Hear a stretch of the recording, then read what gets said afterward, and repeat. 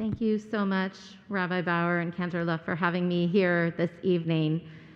Congregation Emanu-El is a very special place to Shalom Bayit. We had some of our first meetings here. Some of the first rabbis spoke out in the Bay Area about domestic violence here. And a lot of transformation has happened because of Congregation Emanu-El. So I just, first of all, want to bless you all for your beautiful, beautiful community. And thank you so much for having me here and for caring so much about this issue. And I want to say a big Shana Tova to you all.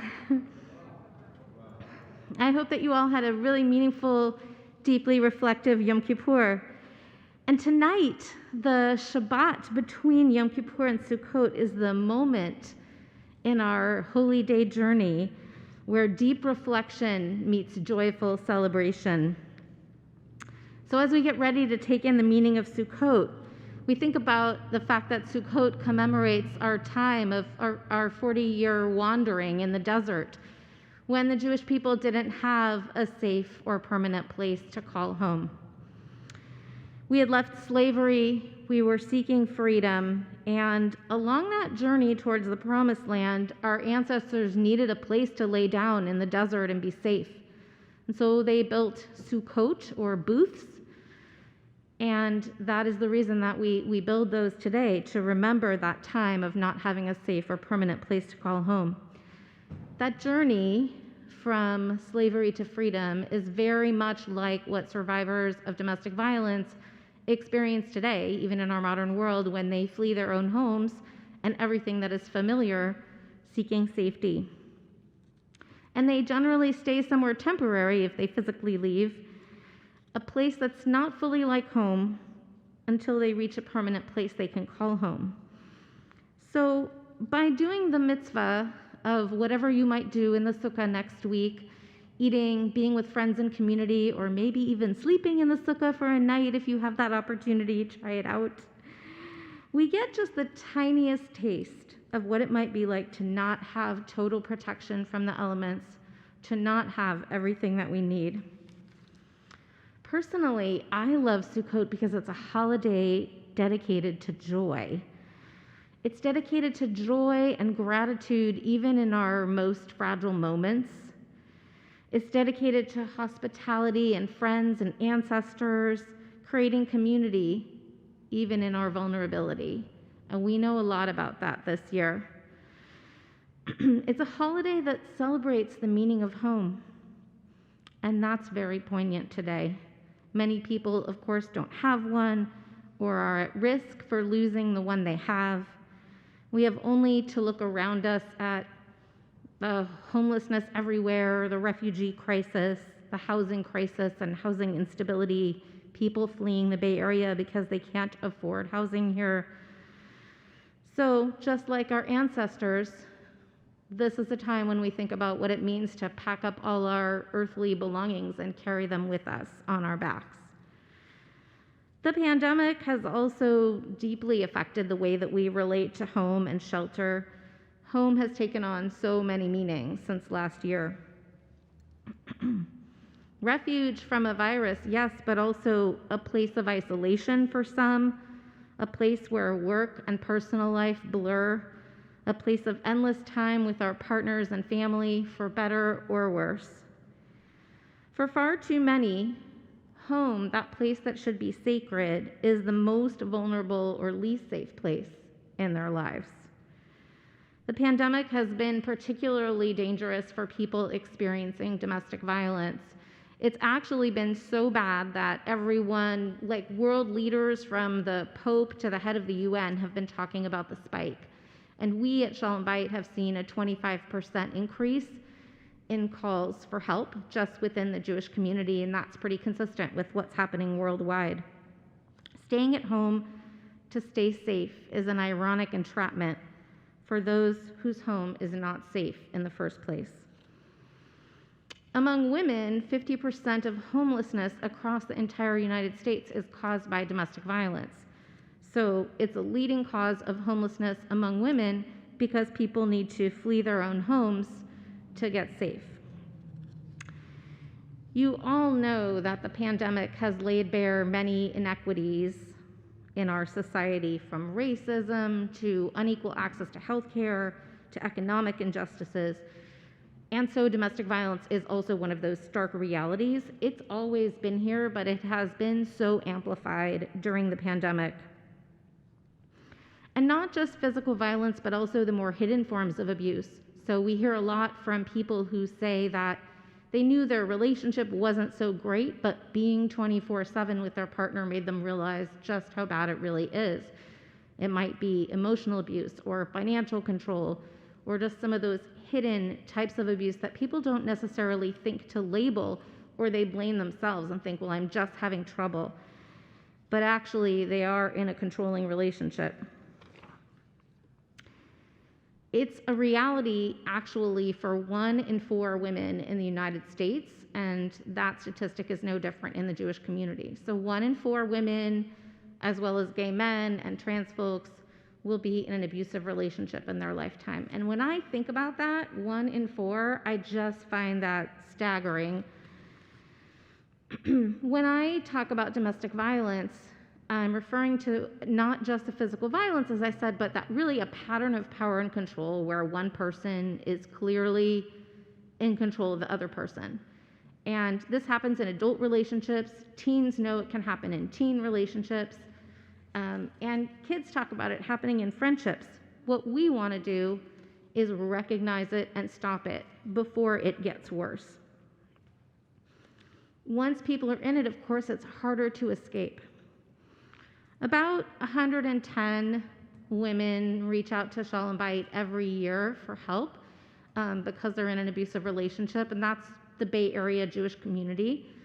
I can tell you that this year we've already helped 135 people, and it's only September. So we're definitely seeing the numbers continue to rise, even in the second year of the pandemic. And you might ask, who does this affect? It really affects everybody. It affects people of all different segments of the Jewish community, moms, people without kids, well-known donors or leaders in the community. Domestic violence doesn't discriminate. So when someone calls us, we help that person by listening, providing resources, offering counseling, support groups, helping them navigate systems for help, and empower themselves towards safety. We really walk with each person on their healing journey for however long that takes in whatever way they need. And sometimes that's helping them get to a temporary shelter, like a sukkah, a place that isn't their forever home, but will do for now. It's temporary protection. I should say that we offer those services in Russian as well, and we are the only Russian domestic violence program on the West Coast, so we're pretty proud of that. But as I said, we also want to prevent it from happening in the first place, so that's why Shalom Bayit's prevention programs are so important. Training and education for youth and adults to strengthen our community's understanding and response. It's so incredible when, with things like our signature Love Shouldn't Hurt teen program, which, yes, does happen here at Emanu-El. Each year we teach over 1,400 young people starting at age 11 about consent and warning signs of abuse and Jewish tools for creating healthy relationships.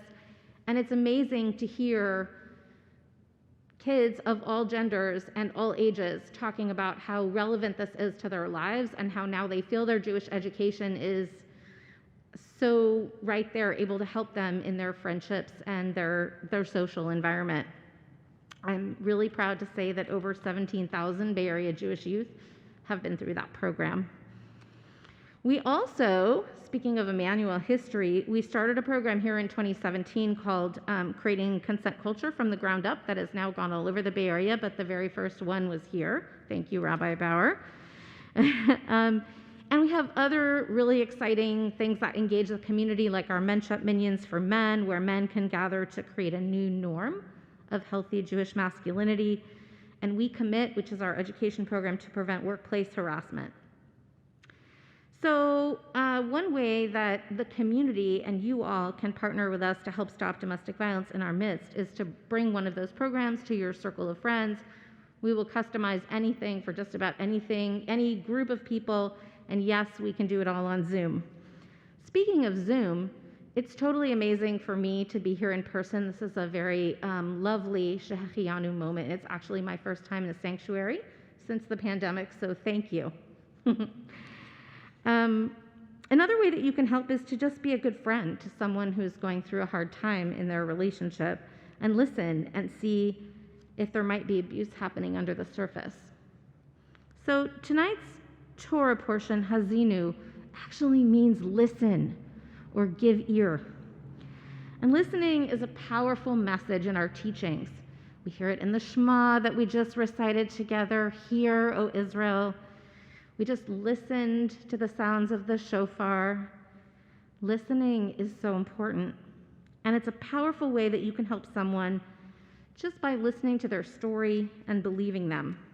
When we truly listen, we can be a sanctuary or a Sukkot Shalom for that one person who really needs us. Another lesson from our Torah portion speaks directly to how our community can help stop abuse, and that's the actual content of what's going on in Parshat Hazinu. So in this Torah portion, in his final words to the Jewish people, Moses directs them towards right behavior and talks about wrong behavior and warns of dire consequences for that wrong behavior. In an ironic twist, Moses then, of course, doesn't get to enter the promised land. He's punished by God for having lashed out in anger, and he will die on the mountain. This is God's way of demonstrating serious consequence. Moses led the people to the promised land, but because of his actions, he doesn't get to taste it or experience it or fully know that they made it. Consequence and accountability are crucial when we think about those who cause harm to others. Without consequences, domestic violence will continue unchecked, but when we call out the misdeeds that we witness, which Torah actually teaches us we should and must do, when we hold each other to high standards of ethical behavior, when we realize that how someone behaves at home should embody Jewish values, just like how they behave in public, that's when we can stop abuse from happening and then become a communal Sukkot Shalom. So Judaism teaches us specifically not to stand idly by, lo ta'amod al dam re'echa, and to speak out if someone is being harmed. So you can speak out if you notice something that isn't right. I think a lot about this when we talk to kids about tattling. I don't see tattling as negative if it's helping someone out of harm, actually.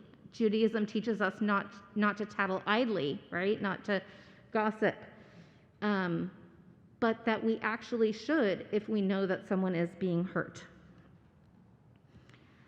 There's another lesson that comes from this, which is really about speaking truth.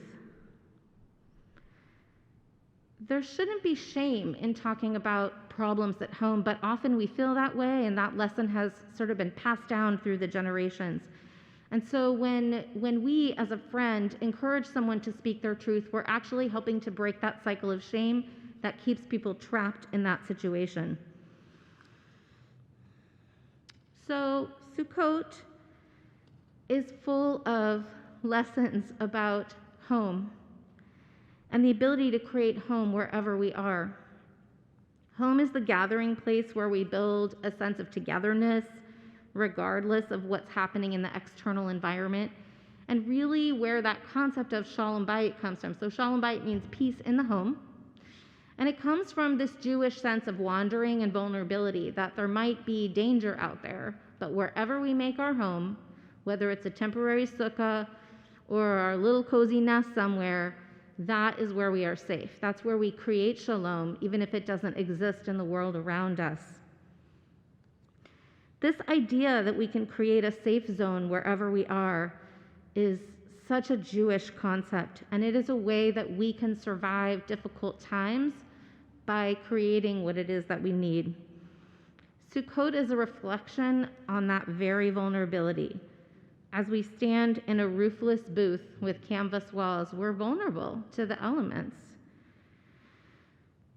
We can feel the rain, the cold, the wind. I wish we could feel the rain. Let's feel some rain this year. We are vulnerable to strangers passing by and to the world outside the security of home. So it's curious that this holiday of vulnerability is referred to as Zaman Simchatenu, or the season of our joy. What is joyous about not having a roof over our heads? Amazingly, what Judaism extracts from our history of wandering and homelessness is actually a positive message of hope and gratitude. That even when things around us are unstable, unpredictable, impermanent, imperfect, or we don't have all that we need, we can still be grateful for what we do have, a little bit of shelter from the elements. We've all been practicing that powerful Sukkot teaching the last 18 months. Being grateful, for example, for our health, or just for being alive, or for having a safe home where we can shelter in place. In the past year and a half, I've found personally that this practice of gratitude is the thing that has saved me in this otherwise really tough time. When my clients were stuck at home sheltering with abusive partners with no escape, or others were completely isolated at home with no other human contact, I felt grateful to have a safe home and someone to be with to ride it out. Gratitude helps us survive hardship. It reminds us to get some perspective and to find the glass half full. Research studies at Stanford have even found that gratitude, having a daily gratitude practice, improves health outcomes. So this time prescribed for reflecting on hardship is also a time to find our gratitude, be grateful, and find that inner joy. There's a Hasidic saying that the sukkah is the only mitzvah into which a person enters with their muddy boots. We enter the sukkah with our whole being, with all of our goodness and all of our schmutz, our come-as-you-are reality. We are exposed and imperfect, and that is okay. Perhaps in order to experience Zaman Simchatenu, our time of joy, we have to get some dirt on our boots, because life is muddy and complicated. So from experiencing what's hard, we learn to appreciate and make the most of what we have and be present. So if you are not safe at home, or if you know someone who's struggling in a relationship, I want to invite you to seek support. You're always welcome to find me, and I'm actually going to stick around after services if anyone wants to talk to me individually. But I also encourage you to reach out to your amazing clergy here who, as Rabbi Bauer pointed out, know right how to get a hold of me. I have some Sukkot blessing cards and other information on the tables outside in the lobby. But one thing that you can do is think about this Sukkot as you enter a sukkah. Think about people who don't have a safe or permanent place to call home. October is Domestic Violence Awareness Month, and so we're just a few days away from that, and purple ribbon is the color for Domestic Violence Awareness Month, so we like to tie purple ribbons on our sukkah, or if you're just having a virtual Sukkot, you can imagine purple ribbons, or you can join our virtual Sukkot celebration next Thursday. And just use this opportunity to think about who are the vulnerable people around you, and how can we as a community be a resource to those vulnerable people.